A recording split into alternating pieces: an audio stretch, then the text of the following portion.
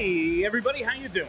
Well, that's good. Welcome to PHLY Flyers, presented by Bet365. Download the Bet365 app and use code PHLY365 when you sign up. Whatever the moment, it's never ordinary at Bet365. And honestly, Charlie, you were right. It's perfect that they are the presenting sponsor. I'm Bill Matz. I'm your director of fun and games. Ordinary. That's the #1 beat writer, Charlie O'Connor.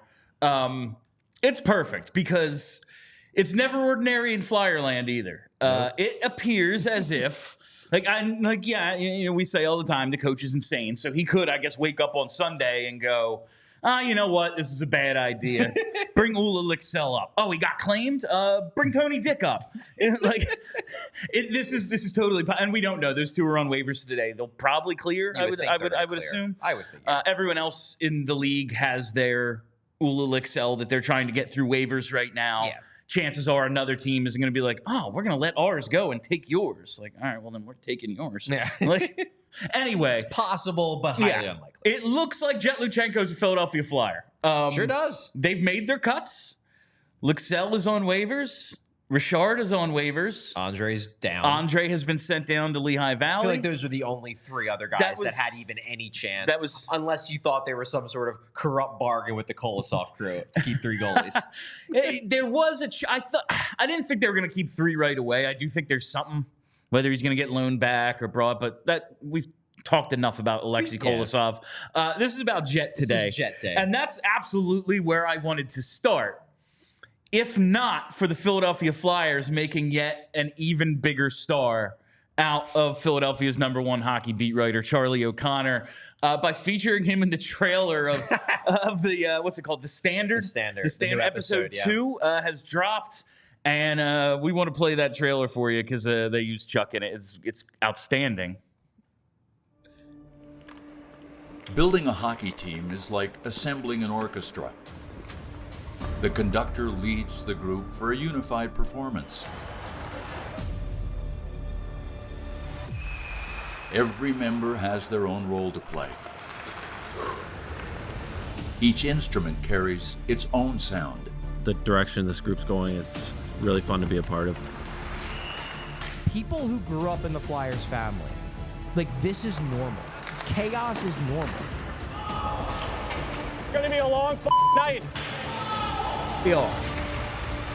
And it's funny enough that they just used you saying this, Joe. If you're a Philadelphia Flyers fan, get excited. Well, it's a huge win for the Flyers. One step ahead all night here, guys. Chaos is normal. All revved up. It is. Like, we grew up at a time where and you just the never GM know was when openly calling out the best player on the team, one of the best players in the league, because he just didn't like training camp. yelling about his family. It's just the way the Flyers have always been. And it would be funny enough, but our fantastic producer, Brenna, was able to find the show that the clip was actually from. Okay. And it's actually, I told you it was from February, but it's from March 20th. And we're talking about the just all of the Tortorella of it all, which is like the subtitle of this show. And like just how maybe his presence could hinder this team. Like, all right, well, they're gonna have to go get stars at some point. Are there players in this league? We know there are players who are like, no, I don't want to play for that lunatic. Like, whether it's just like, I don't like his attitude, or like, I don't need to go through that. I'm 31 years old. I'm good. You know, like whatever it might Seems be. a little much. Yeah, like I don't need to end my career getting yelled at by a crazy person. Like, and whatever it is, there was the context of what they pulled this from is so damn funny to me. And I think it really speaks to some of the things we're going to get into in today's show, and it all works together. So let's show that clip as well. But I do think that the way the Flyers would look at it is if there's a star player who doesn't want to come to Philly because he doesn't want to play for Tortorella, they don't think he's the kind of star player that they want anyway. That's the way they would look at it. And this is just who they're always going to be, isn't it? Oh, yeah. They're never going to lose this. We started out the show saying, like, we're always going to have a job. Like, there's a CBA coming up in a couple years. I don't expect a work stoppage. But when there inevitably is, we will still be doing a show every day because this team will be doing that makes us talk about them, Charlie. Yep. And it's Do you think they want to be this way? Because I kind of think they do. Yes, I do. I've been turning this idea over in my head the last couple days about the Flyers as the chaos organization. That it's always something with this team. That there's always something, and like, look, some of this stuff is completely out of their control. Like, I'm not gonna say that they like intentionally had their goaltender arrested. Like, obviously, there's some bad shit that happens, like Oscar Lindblom getting cancer. There's stuff that happens. It's completely out of their control. That is just like, this is awful. You know, on two completely different levels of awful, but you know what I mean. But there's also a lot of things that happen that are manufactured chaos. Yes, and I do think that the Flyers, people who grew up in the Flyers family. Like, this is normal. Chaos is normal. And I think it's gotten to the point where they almost think that chaos is good. That, like, you know, diamonds are forged under pressure kind of thing. I believe that one of the reasons why John Tortorella scratched Sean Couturier is because he felt like people were getting too comfortable. And it's like, you know what? I need to f it up because these guys, the status quo is not good, and I need to do something to jolt this team. So I am going to scratch the captain because that's the biggest bomb I can throw in the room. And I like the idea that Danny Briere and Keith Jones are looking from afar and being like, oh, there goes Torts again. Doing crazy I don't believe stuff. that. I think they are friggin' in the background cheering him on. Like, this is what it means to be a Flyer. You have to be uncomfortable all the time. That's the only way that we win. That's the only way that we are ourselves. I tweeted this out as half a joke a couple days ago, but like, I honestly believe that one of the biggest mistakes that Ron Hextall made was he tried to make the Flyers boring. And everyone around the team, all the alumni, like, we do crazy. We go after every free agent. We're in on every trade. That's what we do. That's who we are. Like, this is the Flyers. The Flyers, I think, as long as they have guys at the top who play for the team, who are part of the family, they are always going to be perfectly fine with the Flyers being the chaos organization. They will. I still hold to all of this, by the way. They pulled in for an advertisement for their show. Yes. That you would think they would want to paint themselves in a good light. They pulled a clip in which we were like, the coach and everyone running this team thinks it's good to be insane. And they're like, we're going to use this to promote us. But they do. And I talked to you before the show. Like, you said the exact thing about Ron Hextall. You said, I was like, that's in the clip. I can't say that they're wrong. It's just their view is that this is the organization we want to build. And I said this before, that they're not, like, most teams in the NHL, most front office people would agree that John Tortorella is an objectively good coach. Not every team would hire John Tortorella because they don't want to deal with everything that John Tortorella brings. Whereas the Flyers, they think it's great because they want their players to be uncomfortable, and they believe that the worst thing for a team to be is comfortable and the worst thing for an organization to be is boring. And this team is never comfortable and they're never boring. Ron Hextall did make them boring for a little bit. It is kind of good to be back to being who we are. Be back to the craziness? Yeah, just like back to who we are. And we got some of that today, and that's where we really do need to start. And I know I've come around to Charlie's way of thinking that, listen, Ola Lixell and even Anthony Richard, they've had stronger camps than Jett Luchanko, Emile Andre as well. And it probably makes sense to send Jett back to Guelph so he can build on what he's done, maybe make Team Canada, play for them over the holidays and World Juniors, do all that stuff, play 20 minutes a night in all situations in the OHL, just build on it against his peers. Probably makes the most sense.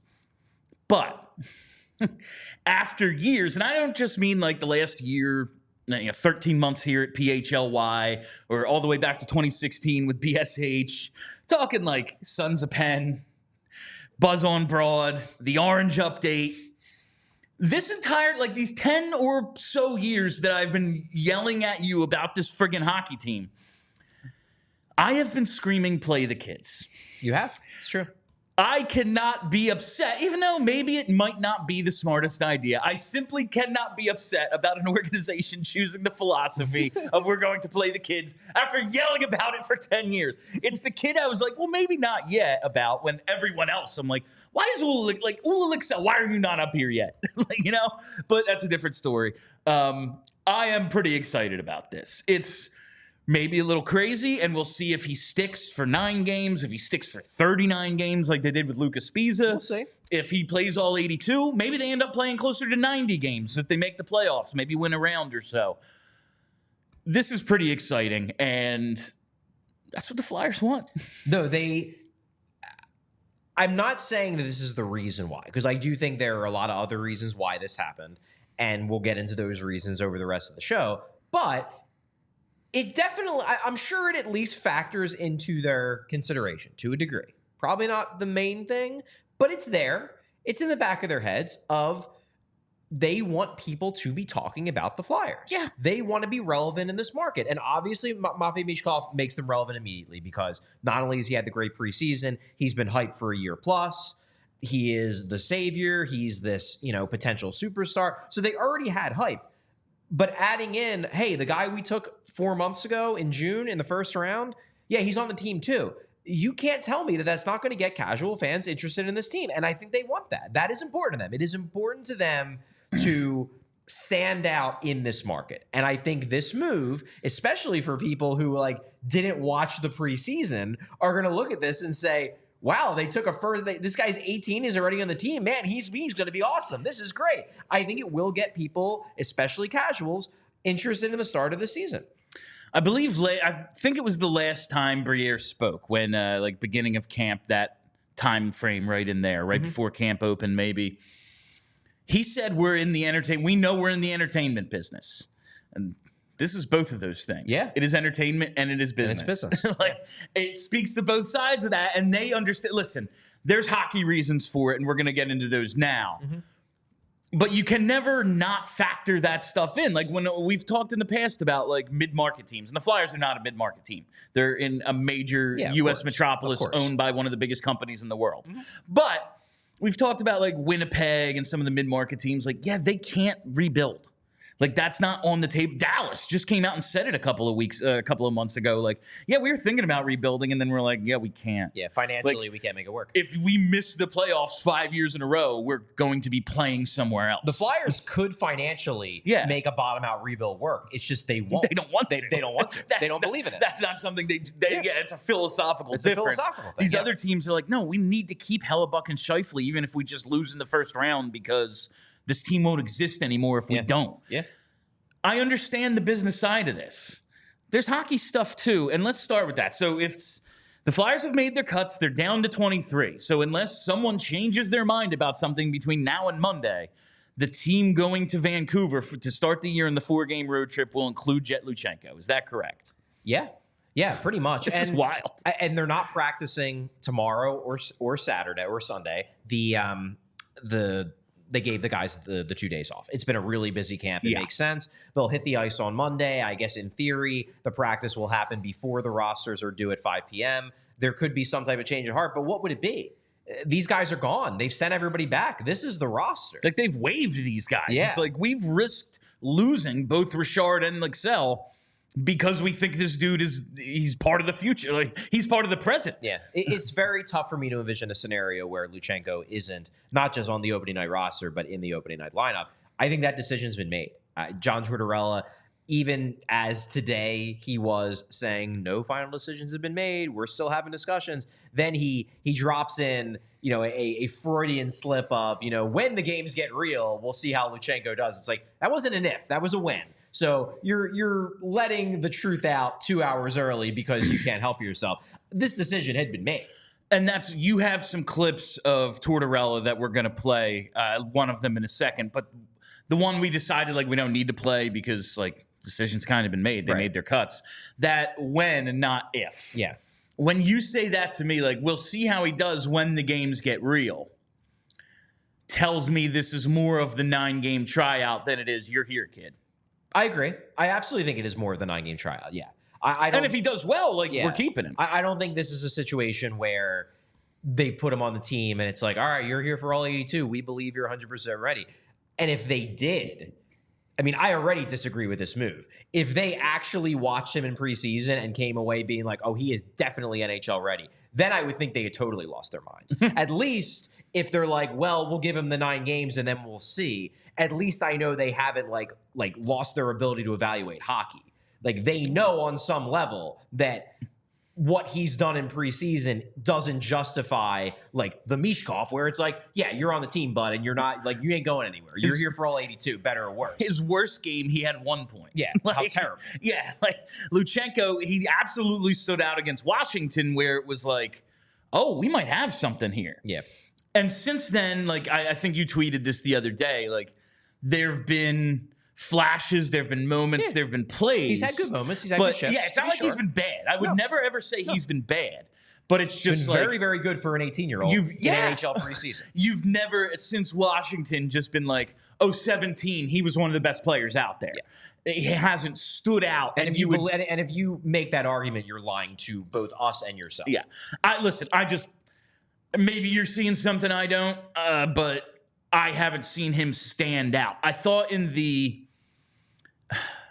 he wasn't very good in one game, and then the next one he came back and like made some plays where I thought he was like a hair away from having a great game. Yeah, it was the Saturday game, I believe. I forget who that was against, but it was Saturday's game where I felt like he was better. Yeah. He took a step back up. Like if Farabee makes a move on a pass, if a couple of things happen, like he could have had a 3-point night. Yeah. But like, woulda, coulda, shoulda. That's right. Is that really how we evaluate? I guess, if something's going to happen 6 times out of 10 and it just didn't this time. Yeah, and there's an element where there were a ton of passes during the preseason. If you're talking about Michkov, there were a ton of passes Michkov made that didn't end up in goals and didn't end up in points. But you know what? Because he was making 10 a game, eventually some of them are going to go in, whereas Luchanko was making 1 or 2. And it's like, if all of the good plays you make go in the net, you'll look great, but that doesn't happen for anybody. No, and we're also looking for it. Yes. Like, especially after the first game, it's like, he could make it. Like, we were intently watching Jett Luchanko. So when he does the littlest thing, we're going to be like, yes. Right.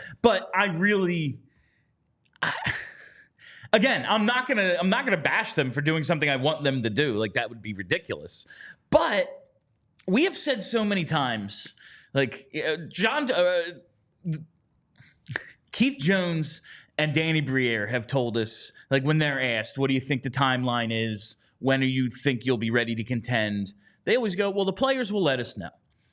And when we've talked about who's going to make the team, we talked about this last year with Forster and Brink. Mm-hmm. And it was like, well, Forster made it. Like he made the team before camp opened. They had decided that unless he had a terrible camp, he was on the team. John Tortorella wanted Tyson Forster, and then Bobby Brink comes out and has this awesome camp. And it's like, well, the boys in the room know. Yeah, they know.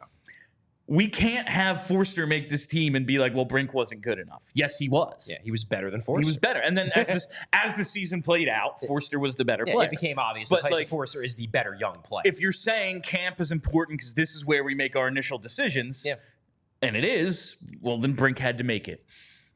The boys know that Luxell and Richard had better camps, right?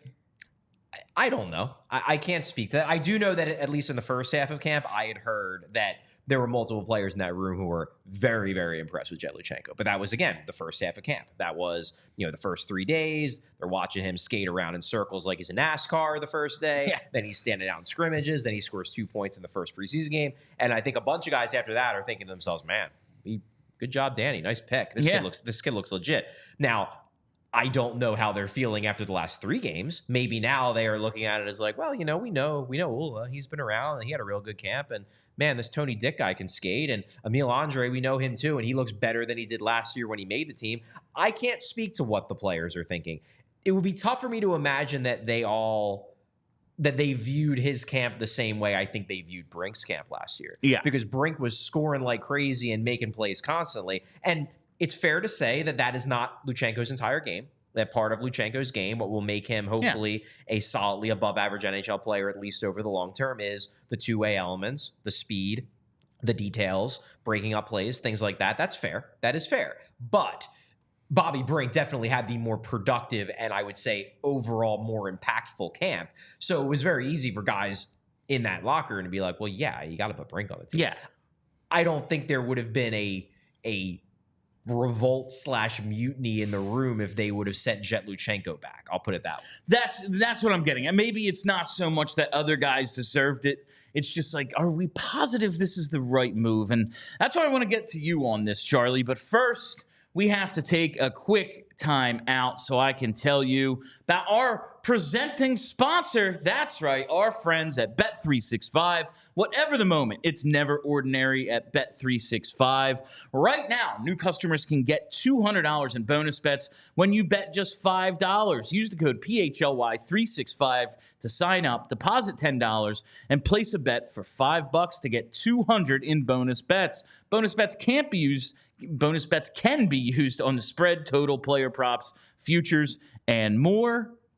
So download the Bet365 app and use code PHLY365. Must be 21 or older and physically located in Pennsylvania. If you or someone you know has a gambling problem and wants help, call or text 1-800-GAMBLER. And now it's time for everybody's favorite read. That's right, it's Blue Chew, baby. Hey-o. Now, talk about making a first impression. It seems as if a certain speedy center has made quite the first impression on the head coach and front office. And you know what they say about first impressions. They're very important. But what about lasting impressions? You know, as fun as it is to, get that first taste of the big time, you want to be able to last at the highest level. That's where Blue Chew comes in. Blue Chew helps boost your confidence in the bedroom so you can stay hard and perform at your very best. So the next time someone says your game is all about speed, you can say, hold on. I'm here to play hard for all 60 minutes, maybe even into overtime. You're listening to a podcast right now. I bet you listen to probably quite a few of them, right? If that's the case, there's a good chance you've heard of Blue Chew before.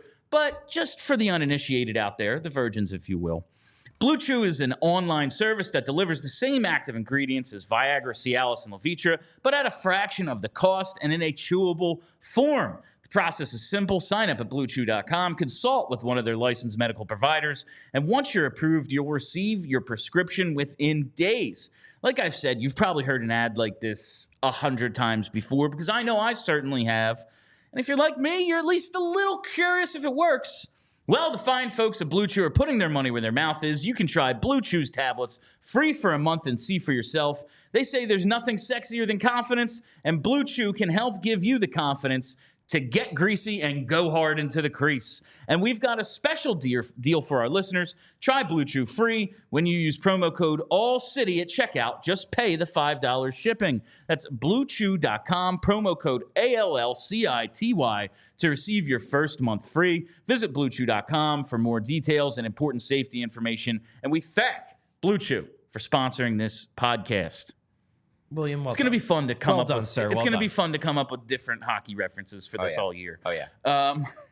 So that's where we get to you here, Charlie. And I know that you probably don't think this is the best idea, but you just wrote in the outline, I'm not excited about this at all. I'm really not. That's disheartening. Yeah, I'm not. I guess, and this maybe is where the fact that I'm not a fan anymore shows. Yeah. Okay. Like maybe that's where it shows. Because but here's why I'm not excited about this. There's two reasons why I was opposed to this idea.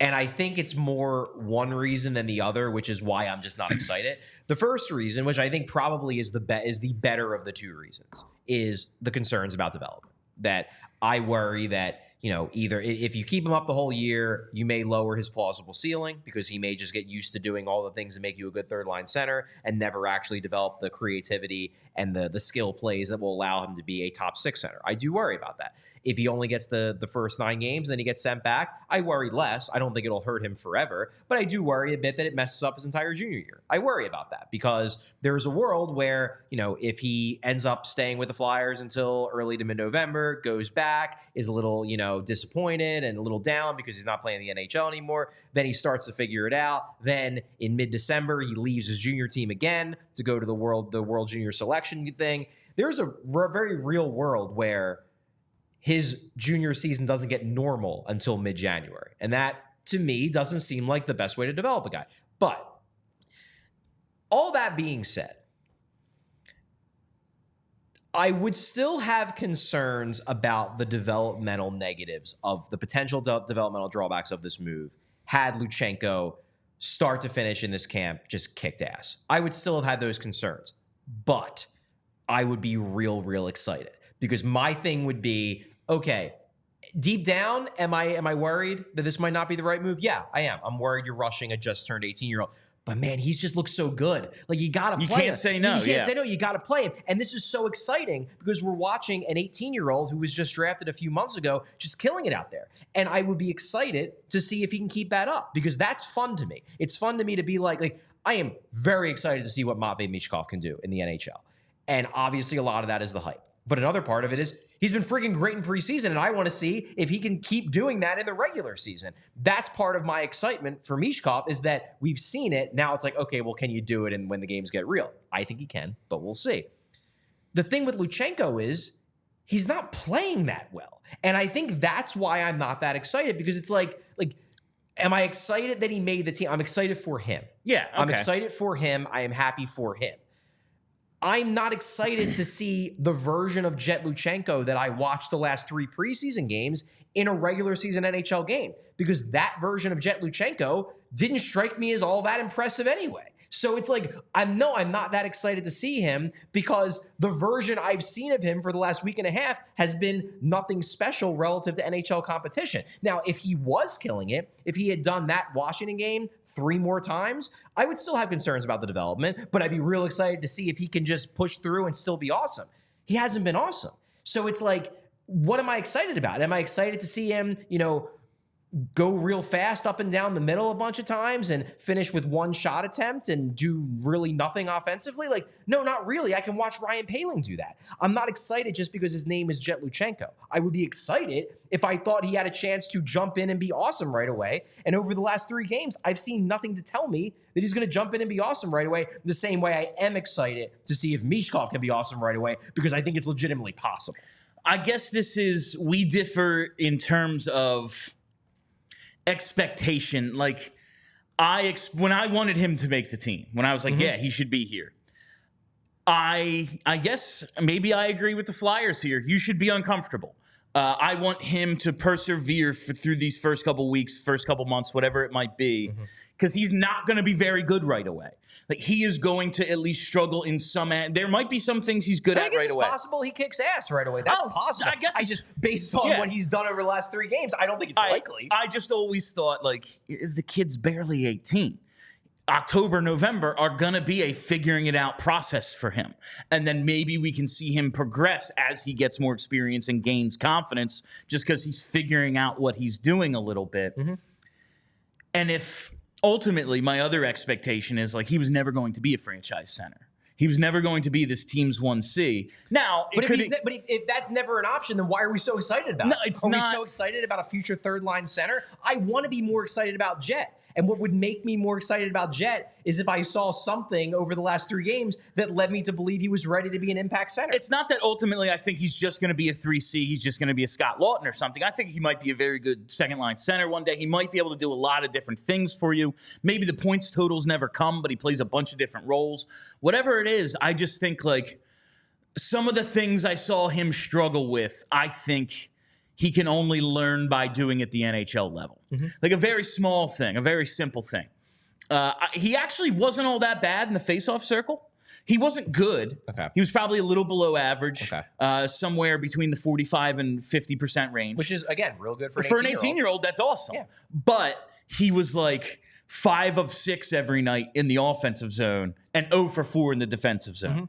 It's very hard to take defensive zone draws. You don't get the advantage. To be sure. And also, you're 18. I don't care how much you work out. You're not as strong and crafty as the dudes you're taking the draws against. He can't learn to do that except against NHL talent. There's no way for him to get better at that in juniors. And that's a small little thing. But I think it's representative of some of the stuff that I think you can learn at the NHL level as long as you can keep your head above water in other areas. Now, we've talked about this before. Like, maybe if Sean Couturier has another year or 2 of juniors or a year in the AHL, something like that, we find the offense before he's 26. Maybe. Maybe not.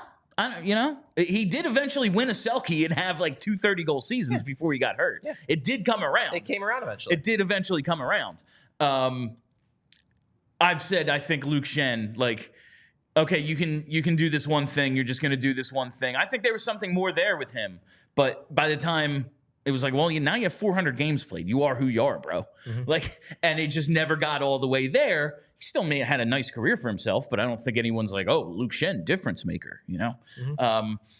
I think it can go either way, but typically I just think the cream rises to the top. And if they're willing to give him the opportunity, we can find out sooner, and maybe that can accelerate his prime. Maybe he's in his prime at 22 instead of 24. Look, like I think these are all real possibilities. Part of the thing is that when you're talking about development, none of us know. No, it's all a guessing game. It's all a guessing game. It's all theory. And even if a guy doesn't develop the way that you hoped he was going to develop, it's not like we can go back into a time machine and do it a different way. Yeah. Like we don't know. He just wasn't good enough, and that's all you can say. We don't know if Luke Schenn would have been better if he would have been developed differently. Yeah. You can theorize and you can debate on a show like this. None of us know. And that's both the fun and the frustration of player development. I'm not saying that like I know for a fact I'm 100% right. It's just that what I am confident of, I don't know if this is going to be good or bad for Luchanko's development. It might be good. And if it, I will, now that he's on the team, like I'm rooting for it to be good for his development. I want him to develop well. What I can be confident about is my evaluation that he wasn't that good the last 3 games. Like that is something that I can say I don't know for sure about development. I am pretty confident in my ability to evaluate player performance in games. Watch a guy good or bad. Yes. You know, like if it was a binary thing, like, and that's the. I don't have time for people arguing with me on Twitter saying, no, you just don't get it. He was awesome in those games. Like, was he? He had 3 shot attempts in 3 games. That's the, like, you can say he did little things well. There were times certain aspects of his game really popped. The Flyers lost the scoring chance battle in his final 2 games 16-3 when he was on the ice. Where did all these little things do anything to help the team? That's ultimately like actually win the territorial battle. If you were to say like good bad, it wouldn't be the good column, you know? Right. Like, and I fully agree with that. I am now just looking at it as I kind of said all along, I just want more of a sample size. Okay. I want to see if this kid is as mature and his hockey IQ is as good as they say. Maybe he's a quick study. Maybe in game 1, yeah, man, it's like expected goals 3-0 when he's on the ice. That would be awesome. Like, I mean, the other way. Then I would be excited. Oh, I meant the other way. He gets crushed. Oh, I thought you were saying that they 3-0 in favor of the Flyers. 0-3. Then I would feel the excitement that you guys are feeling now. Like maybe game 1 he gets crushed. Okay. And maybe game 4 he has figured it out and he's breaking even. And maybe game 8, when it's time, like, okay, we got to make a decision. Right. Suddenly, him, Brink, and Farabee have a 4-point night and we're off to the races. Right. Like, I think that's very much on the table. And that's why I want more of a sample size. And I'm hoping that's how they're looking at it. But we know they don't really love the idea of the tryout because of exactly what you said. When you send them down, it can really screw with them, and it's a different situation. But Emile Andre last year, by the end of the year, LaPerriere was like, yeah, this dude's our best defenseman. And we see now, like, yeah, he should probably be on this team. It's a numbers game, but he was good enough to be on this team. Yeah, agreed. But those first couple of weeks, that first month when he got sent down, everyone said it was bad. And like that's a unanimous. That is the consensus. Like, yeah, man, he had trouble adjusting and dealing with the idea of being demoted after making the NHL team. We will see if that happens to Jett Luchanko. Hopefully he's here for all 82, man. That would be great. I mean, if he's here for all 82 and he's playing well and justifies it, then I'll be thrilled. If he is here for all 82 and he scores 15 points, and the only reason why he's here is because John Tortorella wants a fast center, then I won't be happy. And that's where we started with at the very beginning with the Tortorella stuff, and it took us 30 minutes to get there. We both think Lycksell and Richard had better camps. And Andre as well. But at least those guys are forwards. Which probably, and this also probably plays into why I'm not excited about it, because there is absolutely a part of me, and this will always be part of me, where like, I know we live in an unfair world, but I like it when things feel fair. And this doesn't feel fair to me. It feels like Luchanko got outplayed by multiple people, and he got put on the opening night roster because he's a center and because the Flyers were looking out for him from the start of camp because they wanted to be excited about him. And that's you have said from when we first started working together, like the thing that's great about sports is it's at least supposed to be a true meritocracy. Right. You are better than him, so you get paid more than him, you play more than him. Like, that's the way sports works. Right. And that's part of the reason why I think this rubs me the wrong way. Okay. In a way that it probably, like, other people don't give a crap that Ole Lycksell didn't make the team. It's like, who cares? He probably stinks. And you know what? He's probably just a quad A guy. Good chance he does. Yeah. But I think in this preseason, he was better than Jett Luchanko. So it makes it harder for me when I'm looking at it in terms of like, does this feel fair? To me, it doesn't. And that's where we get to finally where we started, the Tortorella of it all. The Tortorella of it all. Charlie, just say to the people what you were saying to me before the show. Why did Jett Luchanko make this team? Jett Luchanko, I think the biggest reason why he made this team is because John Tortorella, I will not go so far as to say hates. It's a strong word. Does not like the team's NHL centers at all. I mean, he is very low on the NHL centers right now. The clip we showed from 6-7 months ago was us talking about the scratching of Sean Couturier, the team's captain, a former Selke winner, the de facto 1C just based on who he's going to play with to start the year, his role, what we expect of him, what he gets paid, all that stuff. Mm-hmm. And then, of course, Morgan Frost, which is a running joke at this point. Yeah. Like, you know, he scratched him 9 or 10 times last year. Morgan Frost could run into a building and save 9 puppies, and John Tortorella would be like, where's the 10th? Yeah, exactly, yeah. He does not like those two guys. It doesn't seem like it. Like, they asked John Tortorella. Coaches are like, oh, my players are good to go. They won't give you anything on injuries. John Tortorella was asked, is Sean Couturier good to go? And he said, I hope so. I hope so. Yeah. Coaches don't say that. No, they don't. Especially not about their captain. Who is getting paid nearly $8 million a year. Yeah. Like, the guy you named captain, too. This wasn't, like, the locker room came to Torts. Because that's happened in like, I mean, Eric Desjardins went to the team and was like, I'm giving up my seat. Yeah. But this was John Tortorella naming a captain. We saw the video. Yeah. And then a month later, he scratched him. Like, he just doesn't like these guys. And Jett Luchanko, we have said jokingly somewhat, Tortorella is an emotional thing. Tortorella and I are basically the same. Right. Yeah. He is like, well, he could be a boat. Luchanko could be a boat. I don't know. He's really excited about Luchanko for a lot of reasons. But I do think that before we even get to the other reasons, and there are reasons, I think a lot of this boils down to Torts came into camp with very open eyes for Jett Luchanko because of how many concerns he has about the team's center depth. And this is where I want to go into a clip. Yes. Because we interviewed John Tortorella today after practice, and I essentially asked that question. I asked, how much of the fact that you said you are unsure about your centers and Jett Luchanko is a center, how much did that play into the decision? Or is this entirely about you guys feeling like he is NHL ready and that's all that matters? And this was his answer.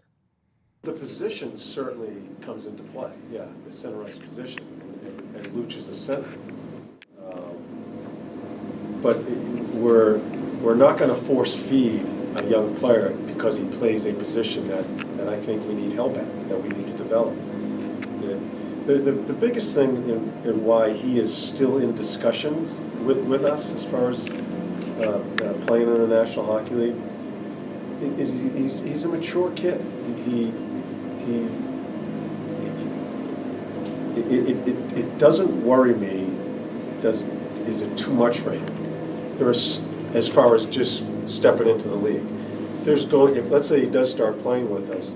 There are going to be decisions made and conversations had about, is it too much right now, or whatever it may be. But as far as being afraid because he just turned 18, I'm not afraid of that because he has just a good maturity about him, and the position certainly comes into play.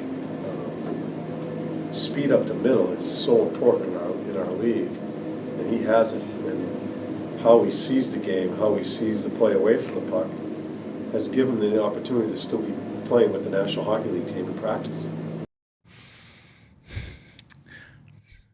Yes, position comes into it.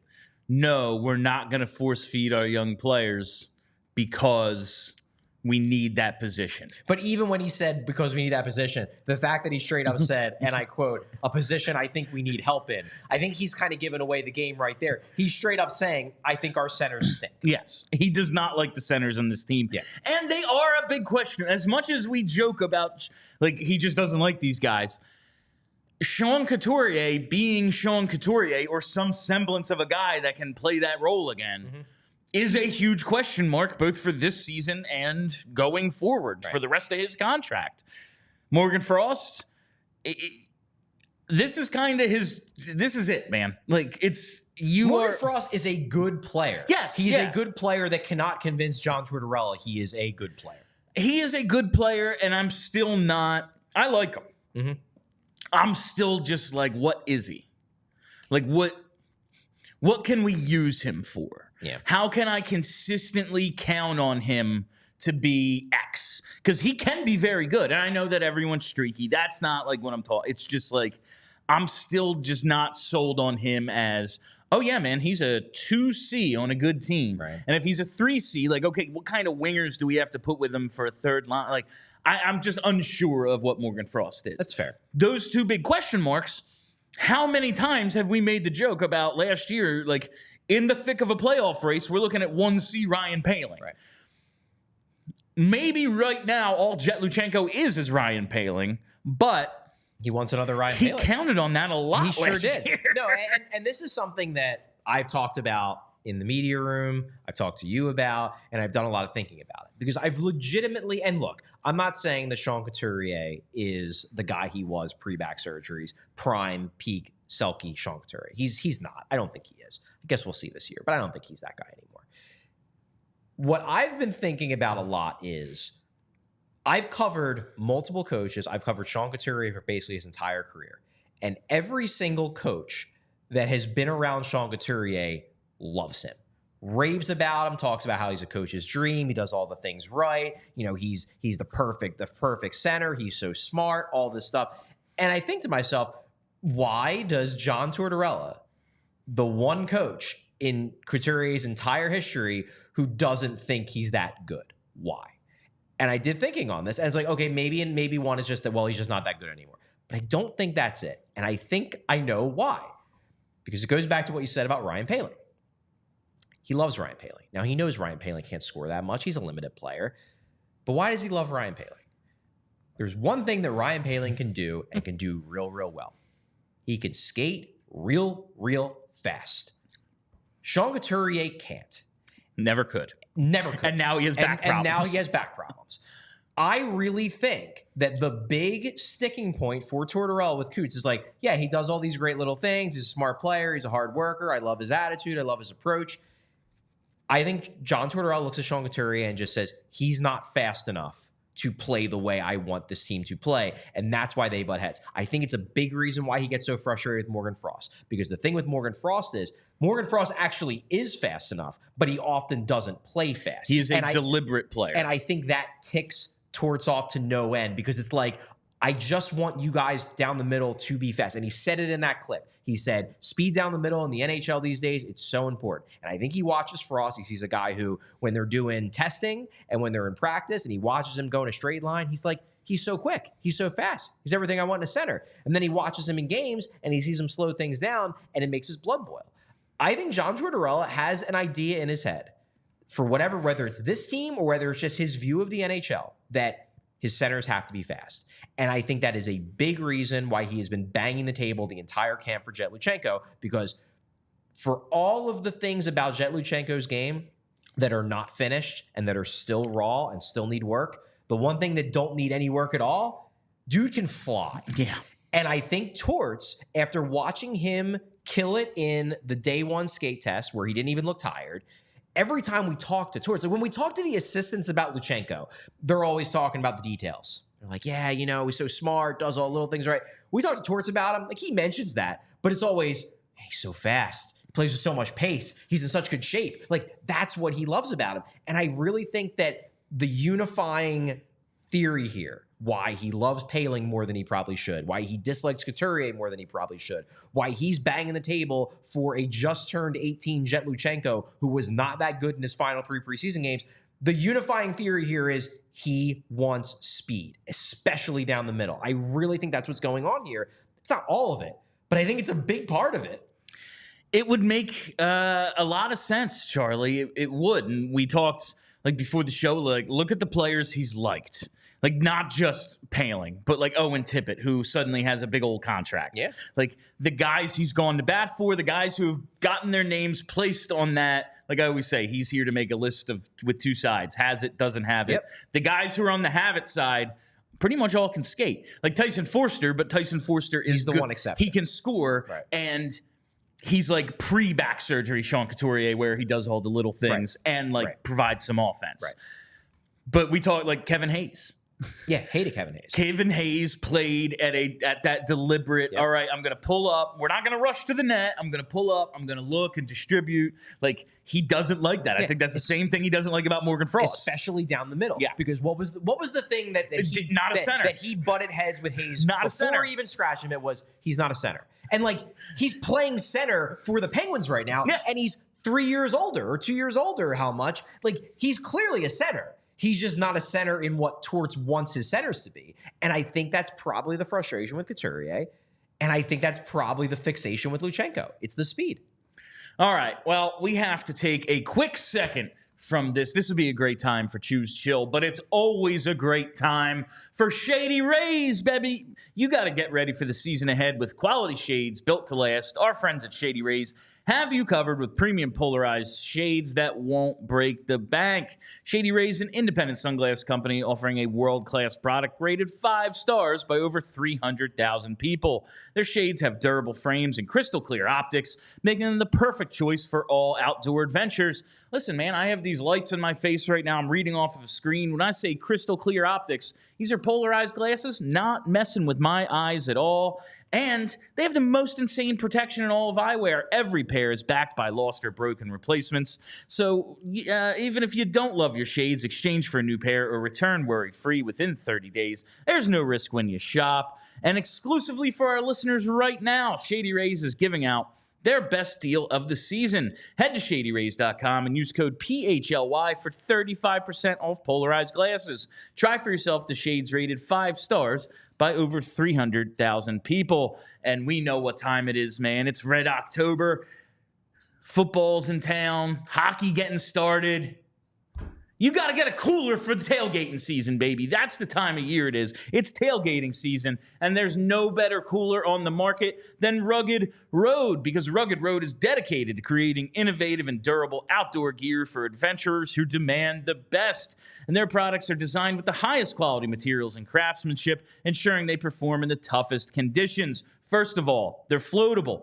They're designed to always float right side up so you never lose a drink. And they're lightweight. Unlike other heavy-duty coolers, Rugged Road is incredibly light, making it easy to transport. And it's durable and dependable. They're built to last, and they're guaranteed to keep their contents cool for up to 7 days and oftentimes longer.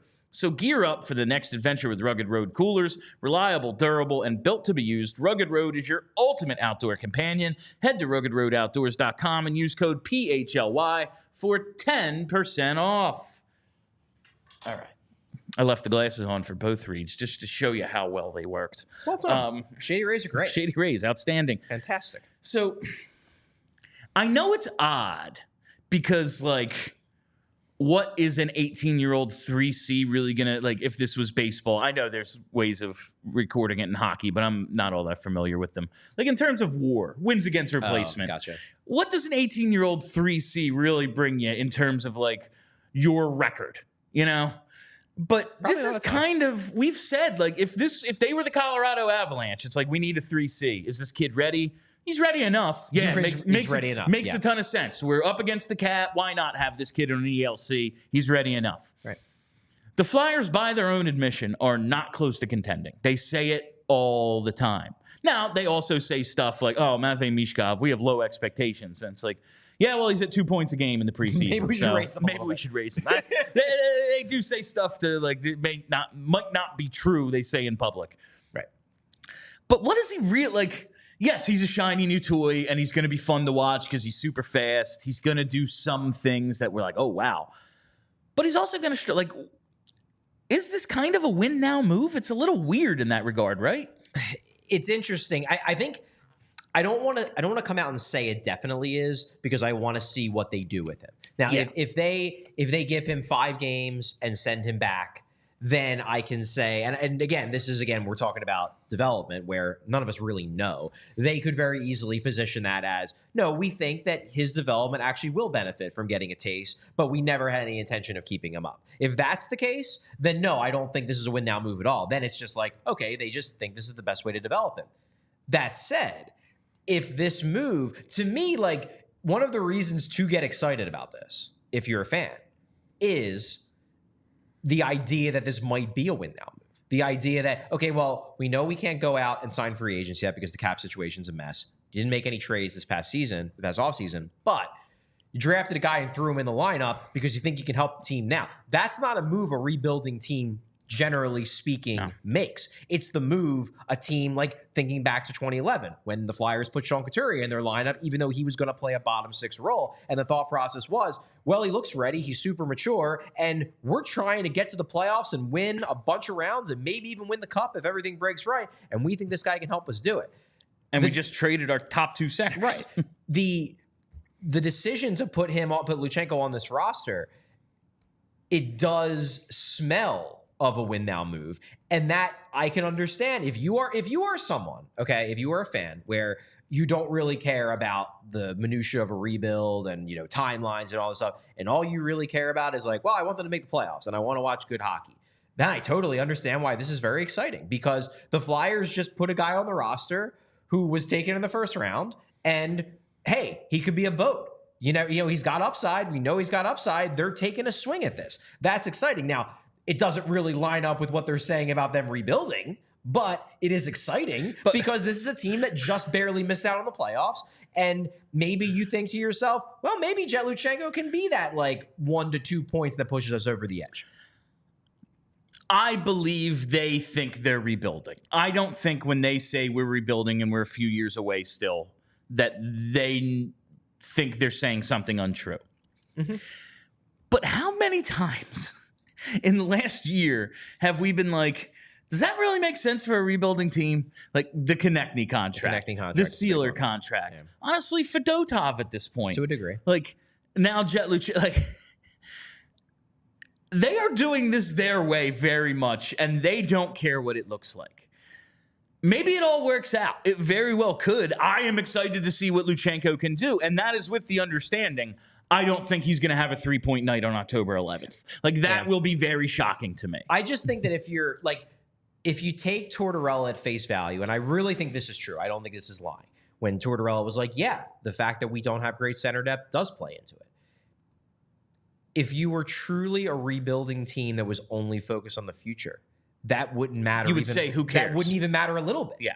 All that would matter is this best for his development? It wouldn't matter that you don't think Sean Couturier is that good and you're not sold on Morgan Frost and Ryan Poehling and Scott Lawton are just bottom 6 centers. It wouldn't even be part of the consideration. The fact that John Tortorella straight up said it is part of the consideration tells me that part of the consideration is winning games now. And part of the consideration of putting Jett Luchanko on this roster is that it torts wonders if they could be a better team now with Luchanko on the team because their center depth is not very good and he doesn't like it. And again, if you're someone who just really wants the Flyers to make the playoffs, that's worth getting excited about, because maybe the Flyers now are moving in a direction where, in a situation where a Sean Walker situation, they're not going to trade him for a first-round pick when they're in a playoff spot because they really want to make the playoffs. I think this move is intriguing enough to at least raise the question of, commitment to a rebuild, because this doesn't strike me, based on what seems like the justification for it, at least part of it, that the center depth on the NHL team is not that good. If you were truly rebuilding, that wouldn't matter. And it clearly does. So it is important to someone. That someone, I suspect, is John Tortorella. It is important to someone to win games this year, which brings us to the final point of debate that I want to talk about. It's very clear, based on all the reporting, based on everything I've heard, based on everything John Tortorella has said publicly at this camp, that him and his staff are the driving forces behind Jett Luchanko making this team. They love the kid. They want him. Is it concerning that it appears that Torts won this argument, that he swayed Danny and Jonesy to his side? Because this is a triumvirate, and we've talked about what is the balance of power here. This is something that Torts, I suspect, wants more than Danny and Jonesy. And Danny and Jonesy seemingly are giving him his way. Does that worry you at all? Initially, no. But I will say John Tortorella, we've discussed this before, 66 years old. Who knows how much longer? There's a non-zero chance this is his final year coaching. Anywhere. Yeah, period. 66 years old, 742 wins. While his stated reason for wanting this job is, I want to help restore the Flyers to, their respectability, their place amongst, the premier teams in the league, all that. Yeah. John Tortorella also wants to end his career with as many wins on that register as possible. He wants to win a playoff series this year. He wants to win a playoff series. Like, as much as Danny says, playoffs would be great, that's not the way Torts is thinking. Even if he doesn't tell us, he wants to win a playoff series. Yes. He wants to win 2. Yeah, he was won a cup. It was 20 years ago. Yeah. And I'm not saying he thinks he can win the cup. He's not an idiot. But he wants as much on his resume as possible. He's going to push for everything. Yes. Now, initially, if this is a 9-game tryout and we're going to see, all right, then let's see. But if this was based on our conversations with Keith Jones, he has told us time and time again, the organizational philosophy is we want to see you dominate each level before you graduate. Yeah. And Jett Luchanko has not. He did not dominate the OHL. He did not. And he did not dominate NHL preseason either. He did neither of those things. Yet, here he is at 18 years and a month and a half old, probably going to start his NHL career next Friday night in Vancouver. Yeah, probably.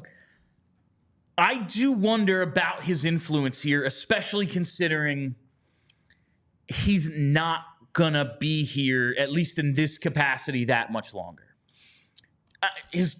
Even if he plays out his contract, it's only 2 more years. There's only this year and next year. Yeah, it's something to think about. It's not I think this dire thing right now, but how are decisions going to be made moving forward? Is the future still the number one priority? Or did overachieving a little bit last year? We're not talking about, in a normal year, 86 points is you're 10 points shy, man.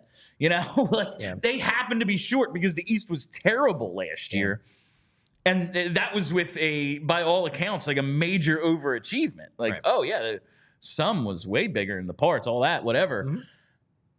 It will be interesting to see if they cheat this rebuild a little bit now. I just think, to me, an interesting comparison for this decision, for the Luchanko decision, and I actually think there are a lot of similarities here, is the decision to keep Emil Andre last year at camp. Because their preseasons, in different ways, but their preseasons, Andre's preseason last year and Luchanko's preseason this year, are similar in the sense that Andre showed flashes. He had some good games. He also had some real bad plays, some bad turnovers. It was a mixed bag.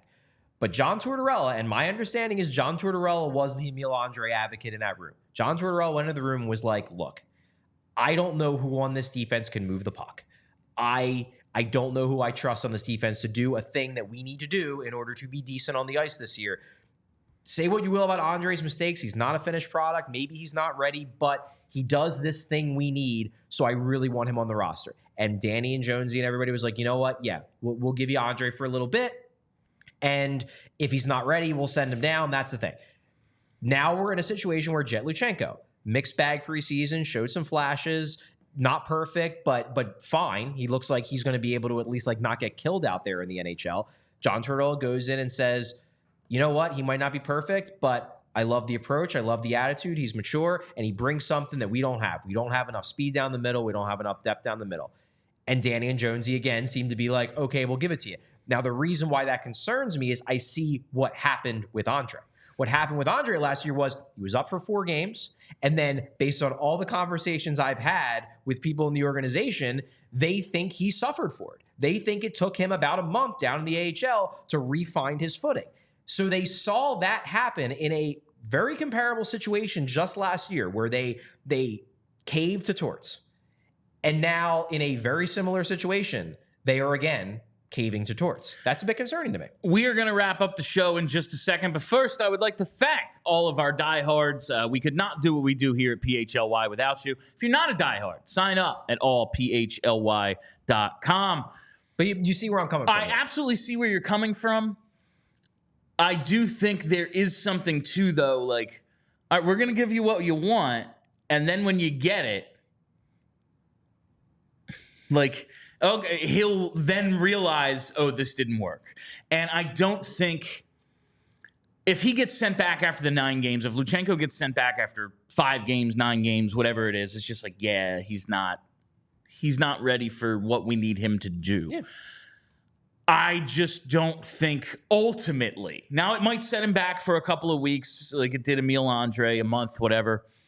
I don't think it killed Emile Andre. Like, he's had a great camp, so it didn't ruin him. And I'm not terribly concerned it's going to ruin Jett Luchanko either. I don't think in the long run that's going to hurt him. Yeah, I agree. And if you give Tortorella what he wants, and then he sees, and then, okay, now I agree with you as well. Like, and now we're all on the same page.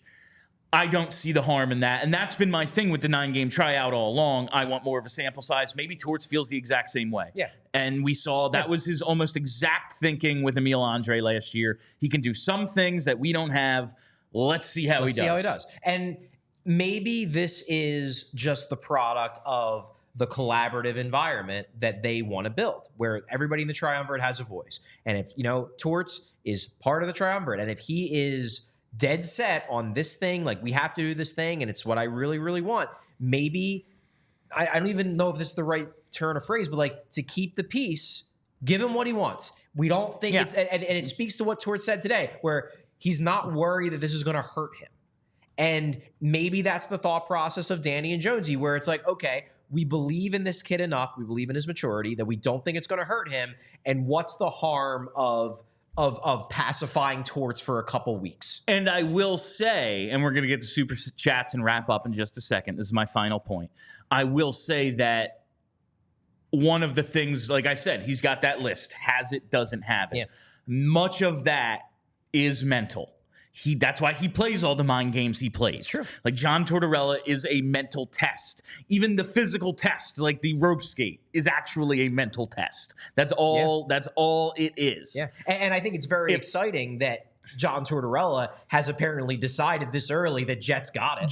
That's very exciting. If he thinks this isn't going to hurt him, that's what he's here to decide. Right. Like, ultimately, Fair point. John Tortorella is here to decide that thing because he's the one on the bench with these kids. He's the one coaching. Now, we can debate whether he's the right one for that. I kind of like him for this part of it. The winning in a year or two, I'm not sure. Right. But this part, I kind of like him for because he is a lunatic. Sometimes you need crazy people in your life. Like, if he's decided this isn't going to hurt him, then I want to see how it plays out too. Yeah. That's fair. All right, let's hit those super chats. All right, let's start it out with Jack Liss. He says, is this different from Lawton circa 2012? So there are some similarities in the sense that Lawton also was a non-blue chip prospect who was taken later in the first round, a bit later than Luchanko. Lawton was taken 20th. So there are some similarities. The big difference, and this is, I think, a very big difference in terms of circumstances. I think one of the big reasons why they kept Lawton that year is because, if you remember, it was the lockout year. Yeah. And Lawton had been playing hockey with his OHL team in the lead up to the season. So there was an element where he looked good in camp, in part because he was not rusty. So, whereas this is not that scenario. I think Lawton probably looked better in camp than he would have if it was a normal camp, but it wasn't, because the NHL guys, unless you were a super high profile guy and you went over to Europe for a few weeks, they didn't play. And Lawton had the benefit where he was coming in fresh and in a rhythm, so he looked good. So they're like, hey, you know what? We're trying to make the playoffs this year, and this kid's got jump. Sure, let's give it a go. And I think, like, if you want to talk about how he got sent back, and then it was kind of there's a lot of false starts to Scott Lawton's career. Yeah, I don't think he was developed well. I don't think so either. The difference being that if this is all Jett Luchanko is, he's already got this part of his game. Whereas Scott Lawton got to the NHL, wasn't a scorer, and had to reinvent himself. Yeah. Whereas if Luchanko, it's like, yeah, man, he's a good 3C, but that's really it. The offense never really became dynamic. he's already got that. So it won't be like, okay, and now 2 years in the AHL to figure out how to be a third liner. I think that's a little bit of a difference too, where it's like he's going to be building upon, not like going back and resetting. Okay. Whether that's good or bad, I don't know, but it's something I think Kelly and I talked about on a show you weren't on. Okay. Let's hit Gary B next. Was a Bulls sent down initially? I was on Fanatics. You could buy his T-shirt jersey among other AHLers, but not Jett Luchanko. Well, so first, yes. Yeah. Rodrigo Alballs was sent down today. He was part of the cuts. Second point is, why are you trusting Fanatics for anything? It would be funny to see his the fact that there are a Bulls T-shirts available is funny. It is very funny. He is not good.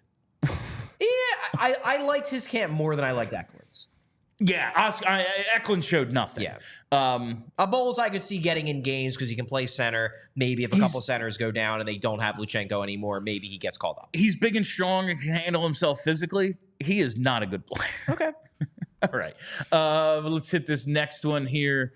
Who is... Mike Mao. Right. Michael Russo just came out with a story that Marco Rossi has the inside track on the Wild's top line. Meanwhile, Drysdale is blowing chunks out. Okay, so I'm not ready to give up on Jamie Drysdale. If you want to give up on Jamie Drysdale, Mike Mao, feel free. I am not ready to do that. I've always believed this is going to take time. Marco Rossi was a top 10 pick, and he's still with the organization that drafted him. Frankly, he should be playing top line minutes for that team over Joel Eriksson, who ideally is a second line center. Who is like... Yeah, a Selke, not a stud.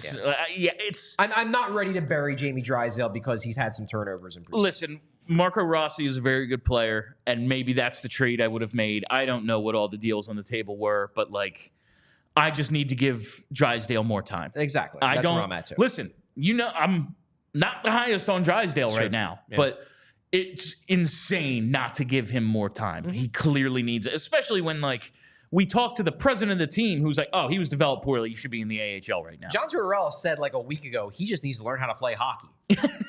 He's pretty freaking good for a dude who doesn't know how to play. That's always amazing to me.